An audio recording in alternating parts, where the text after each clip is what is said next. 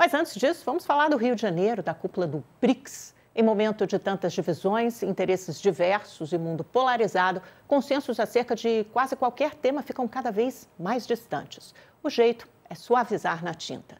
No comunicado final do BRICS, agora mais abrangente, com a presença de 11 países, a falta de concordância sobre inúmeros assuntos levou a um comunicado mais anódino que os anteriores. O assento no Conselho de Segurança da ONU é ambição tanto do Brasil como da Índia, que tem inclusive o apoio da China e Rússia, que são membros plenos, como também uma ambição de nações africanas. A guerra de Israel contra Gaza foi condenada, mas o termo genocídio saiu do documento, uma vez que a Arábia Saudita e Egito têm interesse em fortalecer a relação com Israel. Ficou a demanda por um cessar-fogo imediato, permanente e incondicional. Os ataques de Israel ao Irã foram condenados, mas os da Rússia à Ucrânia passam ao largo de uma reprimenda mais veemente, até porque a Rússia é membro fundador do BRICS. No capítulo sobre a guerra tarifária, nenhuma menção nominal a Washington, à Casa Branca ou ao governo de Donald Trump. Apenas a condenação, e eu cito, a imposição de medidas coercitivas unilaterais contrárias ao direito internacional. Fecha aspas. O Banco do BRICS foi exaltado como instrumento de financiamento importante, mas sem exposição de um caminho concreto para a desdolarização da troca do comércio entre os países. O documento final mais brando, repleto de contradições e lacunas, deixa claro que o Sul global está longe de ser um bloco homogêneo. Se foi difícil no Rio de Janeiro, em Brasília, o jogo é ainda mais bruto. Executivo e Legislativo têm até o dia 15 de julho, semana que vem, para chegar a um terreno comum sobre o IOF, com mediação do Supremo Tribunal Federal. O parlamento venceu o primeiro round quando o ministro Alexandre de Moraes, para surpresa do governo, derrubou os decretos tanto de Lula como do Congresso. Na prática, restituiu o estado de coisas anterior, sem aumento do IOF, sem receita extra para o governo e com pepinaço de fechar as contas públicas. E ainda deixou no ar se poderia ter havido desvio de finalidade, questionando se o governo usou o IOF para fins arrecadatórios e não regulatórios.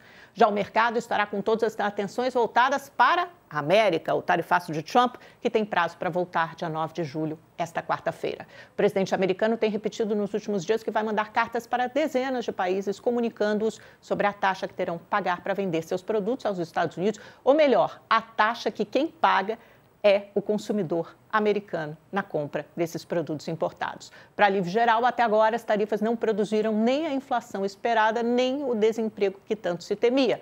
Por isso, as bolsas mantêm esse estado eufórico. Mas ainda há muitas nuvens no horizonte. Isso acontece em toda parte, nos Estados Unidos, aqui e no resto do mundo. Então, vamos ao post de Donald Trump. Ontem ele ficou irritado e fez uma ameaça ao BRICS. Até agora ele tinha falado, de que a ameaça de uma moeda comum que não fosse o dólar geraria algum tipo de condenação, de reprimenda, mas ontem ele foi muito enfático na rede social dele. Qualquer país que se alinhar com as políticas anti-americanas do BRICS, sem detalhar que políticas são essas, serão cobrados com uma tarifa adicional de 10%. Não haverá exceções a essa política. Muito obrigada pela atenção a esse tema. E eu acabei de falar que o comunicado, o documento final do BRICS, tomou uma série de cuidados justamente para não melindrar os americanos, porque tem países com esse bloco estendido, ampliado do BRICS, que agora tem 11 integrantes, há países como a Arábia Saudita, Emirados Árabes Unidos, Etiópia, Egito, que são aliados dos Estados Unidos e não têm nenhum interesse em ter algum tipo de contenda com os americanos. Portanto, foi preciso suavizar na tinta. Mesmo assim, parece que a carapuça serviu para Donald Trump e ele fez essa ameaça. Lógico que há menções à política tarifária do Trump e como isso fere o multilateralismo, ou fere as negociações comerciais mais equânimes estabelecidas pela OMC, mas não há uma menção direta a Washington. O Trump não desperdiçou a chance de mencionar diretamente o BRICS com essa ameaça. Vamos ver agora também algumas declarações, um compilado rápido que eu separei para vocês de algumas autoridades importantes que dão um pouco o termômetro do que foi discutido nesse fim de semana no Rio de Janeiro. O último dia da cúpula é hoje. Tanto Lula está lá, quanto o ministro da Fazenda, Fernando Haddad, o presidente do Banco Central, Gabriel Galípolo. Eu separei declarações durante o fim de semana desses três personagens para mostrar para vocês agora. Vamos lá. Para superar a crise de confiança que enfrentamos, é preciso transformar profundamente o Conselho de Segurança, torná-lo mais legítimo representativo, eficaz e democrático. Incluir novos membros permanentes da Ásia, da África, da América Latina e do Caribe.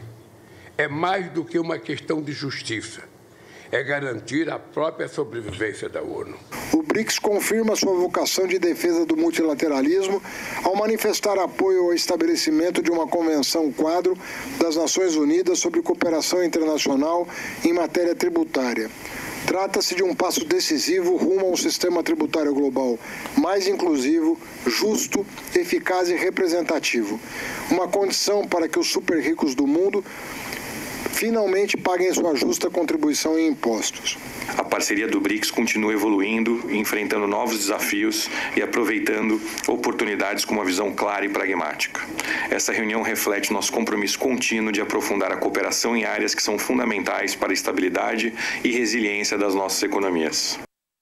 É isso, meus amigos. Vou chamar um brevíssimo intervalo comercial para quem nos acompanha pela televisão, mas fiquem aí, porque já já tem Guilherme Boulos, uma entrevista exclusiva para você.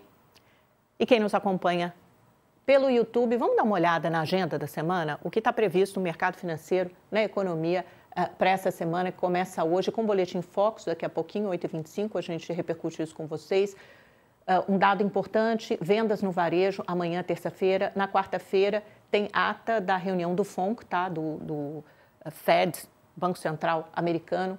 Todos os investidores estarão com os olhos voltados para isso. E, claro, 9 de julho é o dia D ali da volta do tarifaço de Donald Trump. Ele tem dito que algumas nações terão mais 3 semanas até estabelecer essas novas tarifas começarem a vigorar em agosto. Ele vai mandar as cartas informando-os dessa nova taxa, dessa nova tarifa. Lembrando que o Brasil está naquele piso de 10%, mas tem 50%. Alguns setores têm tarifas diversas, né, separadas. 50% para aço e alumínio, começou com 25%, depois dobrou, foi para 50% para países do mundo todo e 25% para automóveis.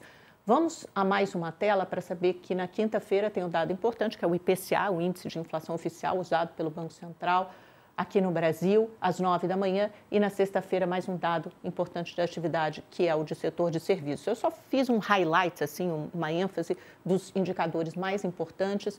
E agora, uma rápida passagem, uma pincelada pelas bolsas do mundo. As da Ásia já fecharam.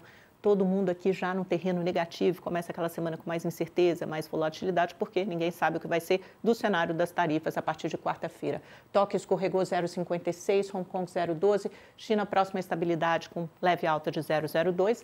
Vamos às negociações na Europa, que também estão nessa balança, né, entre o terreno positivo e negativo. Paris levemente positivo com 0,12 de alta, Londres escorrega 0,02, Frankfurt alta de 0,58, Madrid cai 0,03. E agora lembrar como fecharam as bolsas, tanto americanas como brasileiras. Na sexta-feira, S&P 500 subiu 0,83, Dow Jones 0,77, Nasdaq com 0,2. Lembrando que viemos de uma semana forte, com um relatório de desemprego muito forte nos Estados Unidos. Não houve negociação na sexta-feira. Foi feriado, então isso aqui ainda é de quinta-feira, pessoal, faz tempo. Os futuros de Nova York estão girando mais ou menos próximos à estabilidade no início dessa manhã. E lembrando, Ibovespa, que atingiu mais um recorde máximo histórico, acima dos 141 mil pontos. Pontuação máxima da história foi o fechamento de sexta, com leve alta de 0,24, já havia batido recorde no dia anterior, e o dólar subiu um pouquinho para 0,36, mas continuando um patamar baixo para esse ano, mais baixo em quase um ano, R$ 5,42. Essa é a variação do período desde o início do ano, quase 18% de valorização do Ibovespa, e o mercado de petróleo também viu a OPEP+, anunciou, acho que a quarta ou quinto aumento de produção de barris de petróleo, 548 mil barris a mais por dia eles vão produzir. O petróleo estava até em baixa, agora sobe um pouquinho os dois tipos de barris negociados nos futuros, no mercado futuro. Estamos de volta, pessoal da televisão. Vocês me pegaram falando sobre o mercado de petróleo. Teve mais um anúncio de aumento da produção da OPEP. Primeiro, os índices reagiram com queda, porque ficou acima do previsto, mas agora eles começaram a subir. É isso.